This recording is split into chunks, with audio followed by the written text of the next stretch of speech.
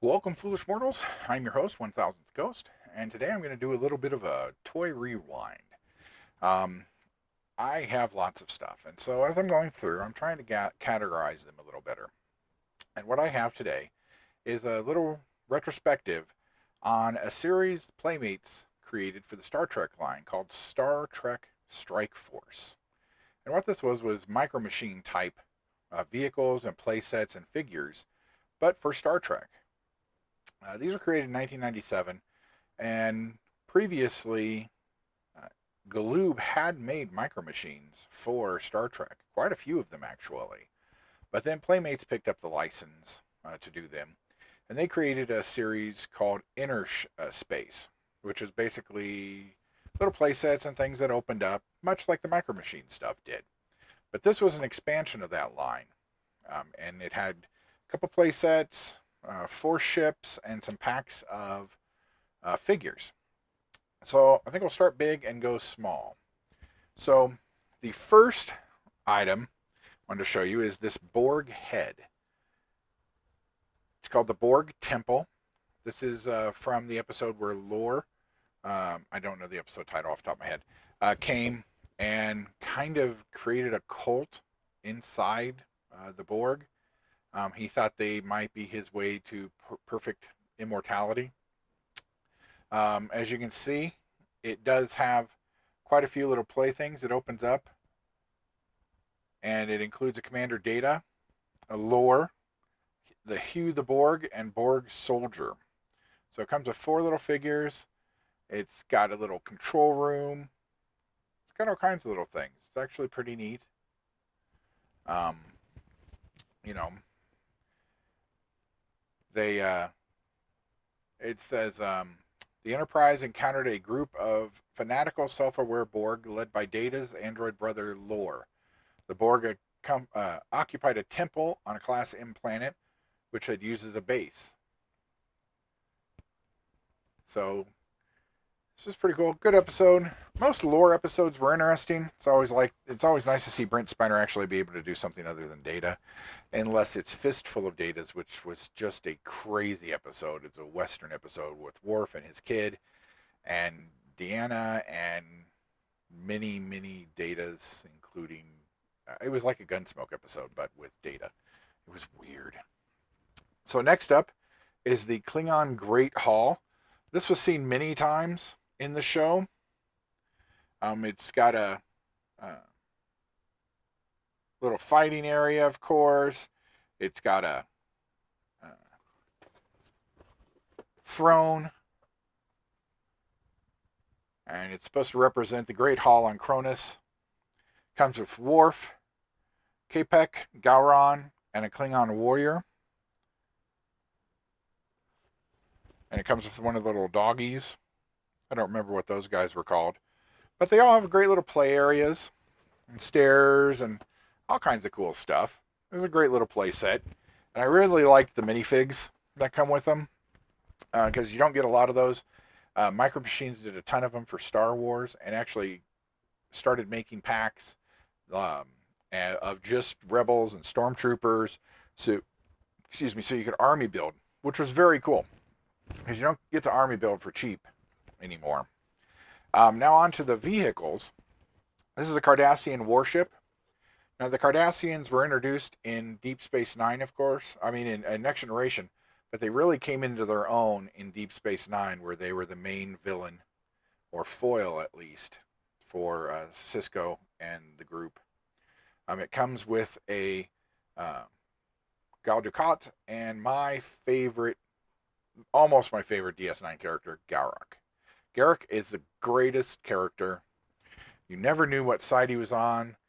You know what side he wanted to be on, but he had to work that out for himself in the end. Also, the actor who wrote that, he wrote a book on Garak and what happened to him after the fall of Cardassia. It was really well done. I really wish he'd write a follow-up to it. It was very well done. Next up is the Ferengi, and this is a Ferengi fighter. Now the ships don't really open up hardly at all, They just basically are a stand. They're just a cool little figure, and they open up, and you can put the figure on the top. They do come with 2 little minifigs. The Ferengi Marauders were actually pretty powerful, but not used a lot. Of course, again, the Ferengi were really used mostly in Deep Space Nine.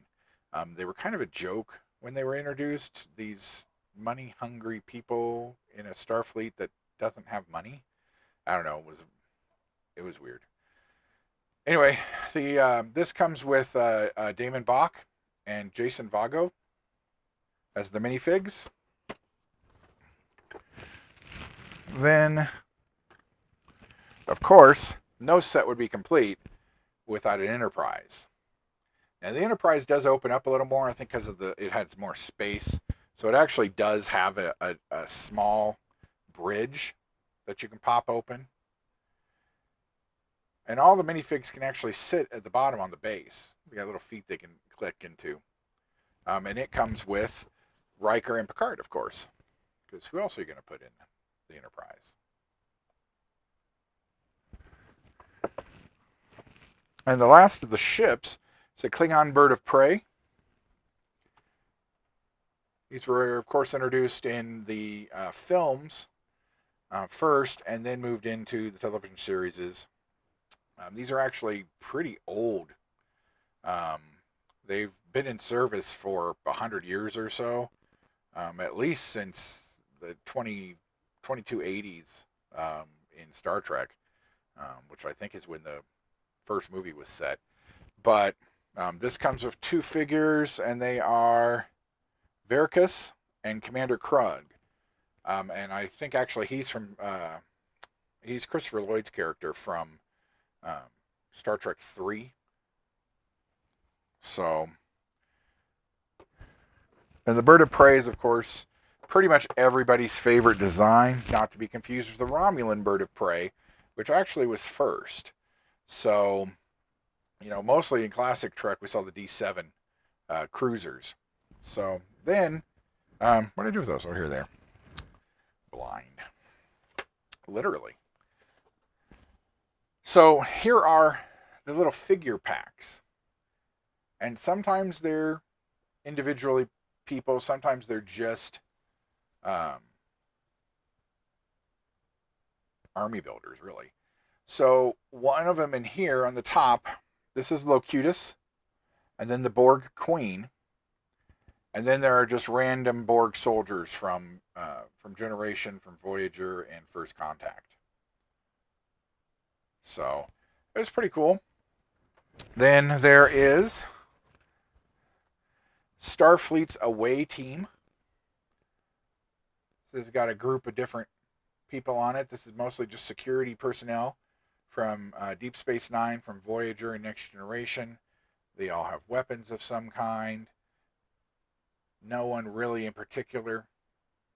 So I do think it's interesting that they're all basically security. None of them are scientists. They don't have any tricorders out or anything like that. They're all go action. So next is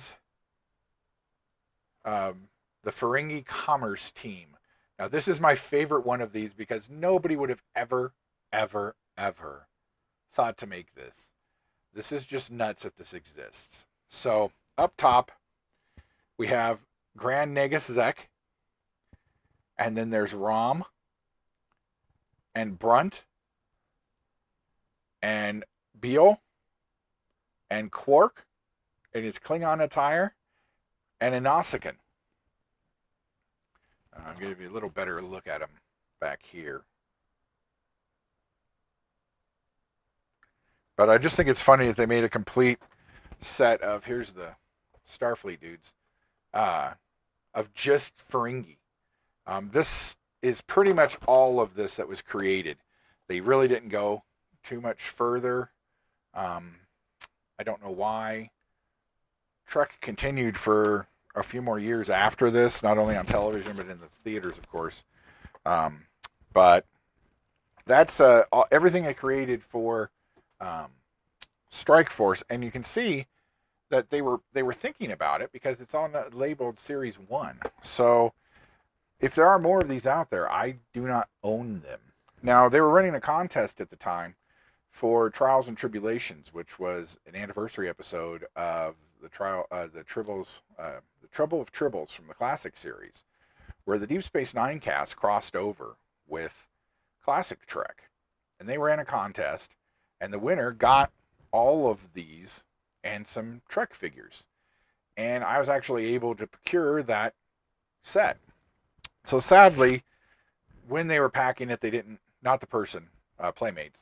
When they packed it, it kind of got a little, the corners are a little bent and things like that, but that's fine. But the figures it came with were actually pretty cool too. So this is Captain Koloth. He, of course, was the main foil in that episode. He gets on Kirk's nerves quite a lot. This is my favorite character on Deep Space Nine. This is Constable Odo, played by Renee Genois, who just passed away last year. I loved this character from the instant I saw him.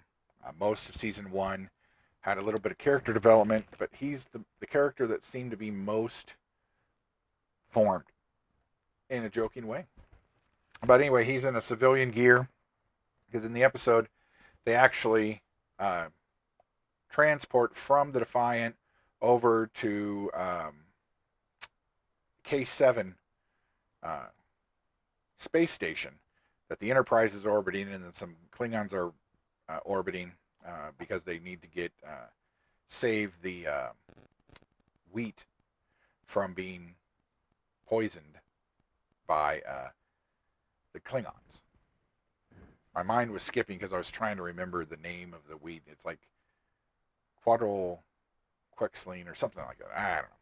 So anyway, so the main bridge crew for the Defiant all dress up in classic Trek outfits. And this is Bashir in his classic outfit. And this is Commander Dax in hers.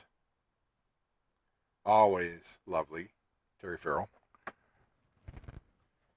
And then Captain Sisko. All of them come with tribbles, which you can see down in here, and they come with little the orb of time is what the captain's got. Some clipboards, and they all come with a base so that you can sit them up properly. So Playmates always thinking of the collector. Until, of course, not too long after this, they did the 1701 series, which pretty much destroyed collecting Star Trek. But like I said, these came with that set. So the Strike Force sets were very cool. I always did kind of like Micro Machines. The Star Wars ones reminded me a lot of back in the day they made die-cast metal ones. Kenner did. And I had almost all of those. Of course, lost almost everything for those. But someday I'll find at least the people. But that's all I had for this rewind. I hope to do more of these as I find more groups of collectibles, or at least pretty much the majority of a set of stuff. So I'll talk to you guys later. Again, please like, subscribe, and pass on.